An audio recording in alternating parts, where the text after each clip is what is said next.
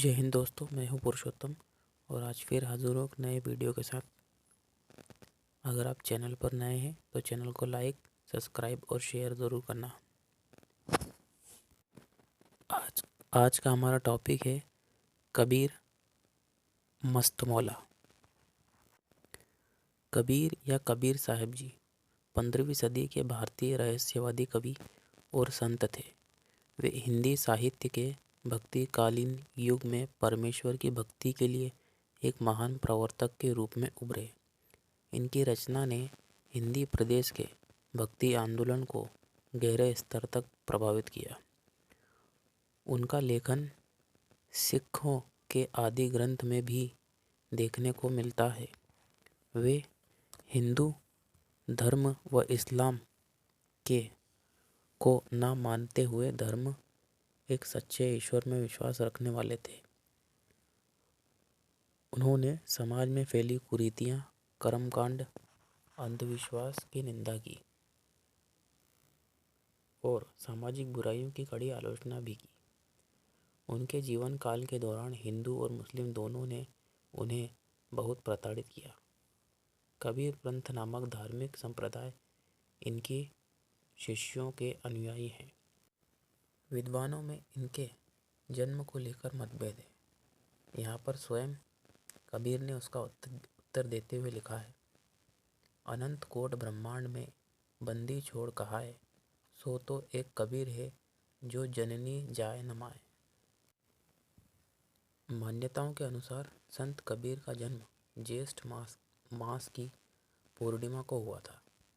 इसलिए कबीर के अनुयायी एवं कबीर की भक्ति में आस्था रखने वाले ज्येष्ठ माह की पूर्णिमा को कबीर जयंती के रूप में मानते हैं। ये आम जनमानस में कबीरदास या कबीर साहब के नाम से लोकप्रिय है। वैसे तो कबीर के जन्म के बारे में निश्चित रूप से कुछ भी सही रूप से कहा पाना संभव नहीं है। फिर भी एक किंवदंती के अनुसार कबीर पूर्णिमा के दिन काशी में लहरतार तालाब के कमल पुष्प पर माता पिता नीरू और नीमा को मिले। कहा जाता है कि इसी दिन ये नीरू और नीरू नामक जुलाहा दंपत्ति को प्राप्त हुए।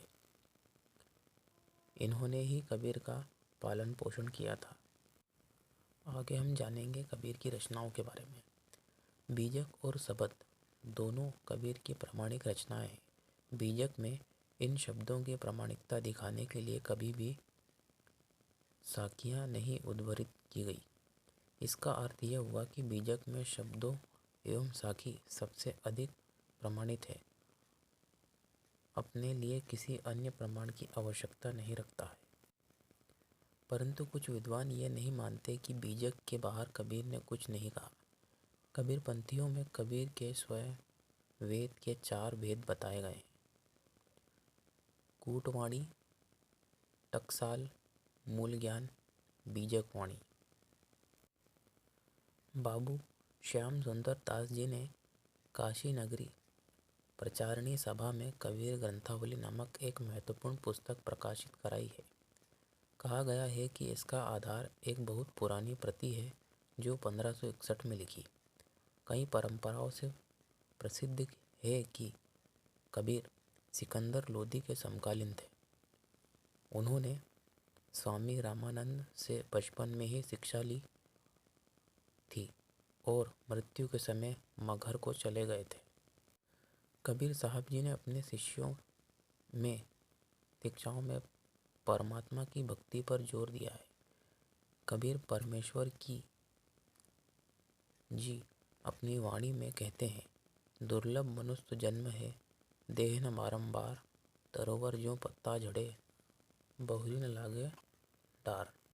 कबीर साहब जी की प्रमुख शिक्षाएं अहिंसा, मांसाहार करना महापाप, अनुशासन निषेध, गुरु बनना अति आवश्यक, बिना गुरु के दान करना निषेध, व्यभिचारी निषेध, छुआछूत निषेध। कबीर साहब के प्रसिद्ध दोहे हैं, कबीर पत्थर पूजे हरि मिले तो मैं पूजूं पहाड़ पहाड़, ताते तो चकिया भली पीस खाए संसार। जात न पूछो साधु की, पूछ लीजिए ज्ञान, मोल करो तलवार का, पड़ी रहने दो म्यान। पानी केरा बुदबुदा, बस मानस की जात, एक दिन छिप जाएगा ज्यों तारा प्रभात। कबीर साहब ने अपने पंथ में होने वाली मिलावट के बारे में पहले ही बताया था। इसी क्रम में 12 पंथ तथा पूर्ण मोक्ष के मार्ग के उजागर नहीं होने की बात कही थी और बताया था कि 13वें पंथ में खुद कबीर साहब आएंगे। वर्तमान में 13वें पंथ में संत रामपाल जी महाराज के द्वारा कबीर साहब जी का 13वां वास्तविक मार्ग अर्थात यथार्थ कबीर पंथ चलाए जाने का दावा किया जा रहा है। यहाँ दावा किया जा रहा है जिससे सर्व पंथ मिटकर एक पंथ ही रह जाएगा। भारत में कबीर पंथ की मुख्यतः 3 शाखाएं मानी जाती हैं। काशी कबीर चौरा वाली शाखा, धनौती वाली भगताही शाखा और छत्तीसगढ़ वाली शाखा। इन शाखाओं के संस्थापक क्रमशः सुश्री गोपाल साहब, भगवान गोसाई तथा मुक्तामणि नाम साहब को माना जाता है।